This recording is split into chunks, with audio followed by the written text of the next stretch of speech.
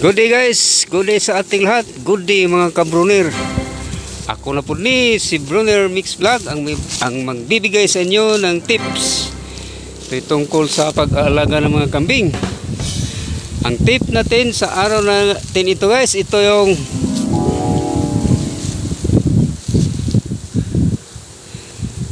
anong edad magsimulang manganganak ang dumalagang kambing. Kung bago ka pa lang guys sa aking channel, simple lang ang inyong gagawin. Pindutin lang ang subscribe, pati na rin ang bell button para updated kayo sa susunod na video.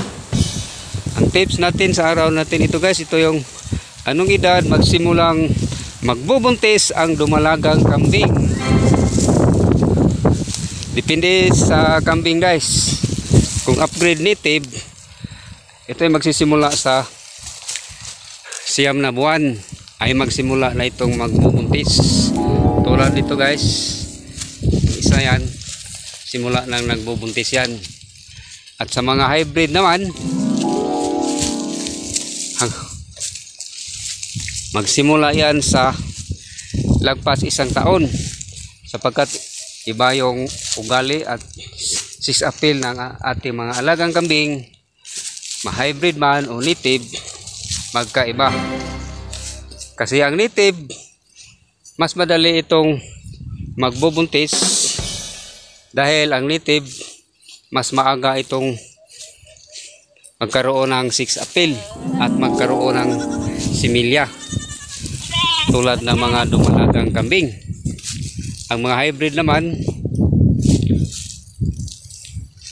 lagpas pa 1 taon, sapagkat ang mga hybrid matagal itong magwalay ng mga anak. Mula 6 months hanggang 1 taong pagwalay ng hybrid na kambing.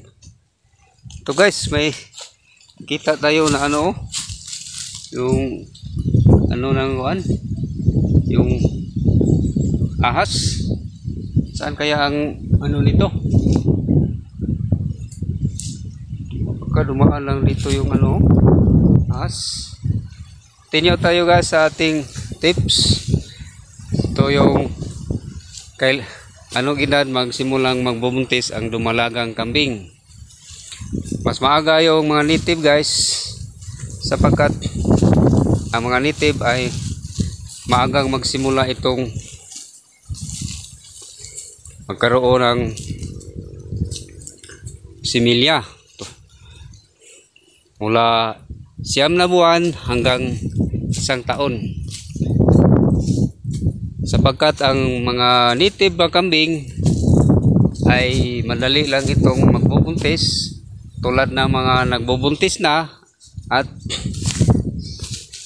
pagkatapos itong manganganak mula sa 1 buwan, 2 buwan at 3 buwan at 4 na buwan.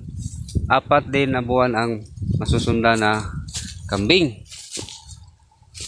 sapagkat yun ang aming nalalaman mula sa aming panaliksik bilang isang kambingero, at mula rin sa aming mga obserbasyon bilang isang kambingero na 9 na buwan simula magbubuntis ang mga dumalagang kambing. Ito guys, ang ating kambing kahit maliliit pa lang, yung ina niya ay native yan.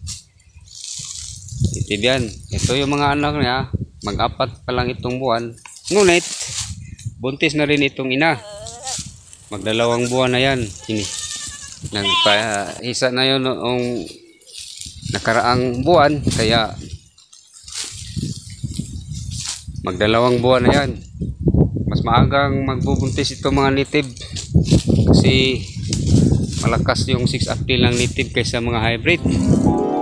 Ang mga kambing na native, hindi sila masyadong lumalaki, pero kung sa sex appeal ay magaling.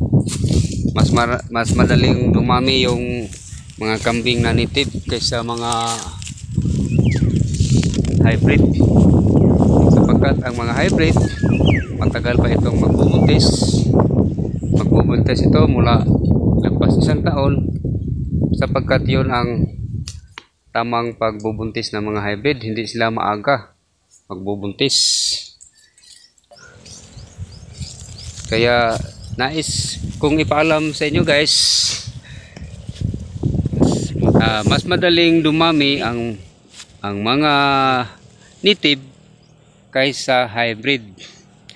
Kasi maaga silang magbubuntis at maaga rin silang magparami ng mga lahi.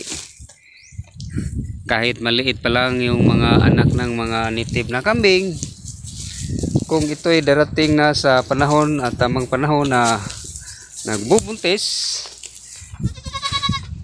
kaya mabubuntis din yung mga native na kambing. Hindi katulad ng mga hybrid na kahit isang taon na ang anak ay pinapadidi pa rin, sapagkat yun ang kasanayan ng mga hybrid na kambing. Kaya nalaman na ninyo guys kung anong edad ito ang magsimulang magbubuntis ang mga native na dumalagang kambing. Kaya maraming salamat guys sa inyong walang sawang panonood sa aking YouTube channel. Ito si Brunner Mix Vlog ng Bohol. At ito ang tatandaan niyo guys. Aanhin mo ang karunungan kung nakatago man lang sa inyong isipan. Thank you and God bless sa ating lahat mga idol.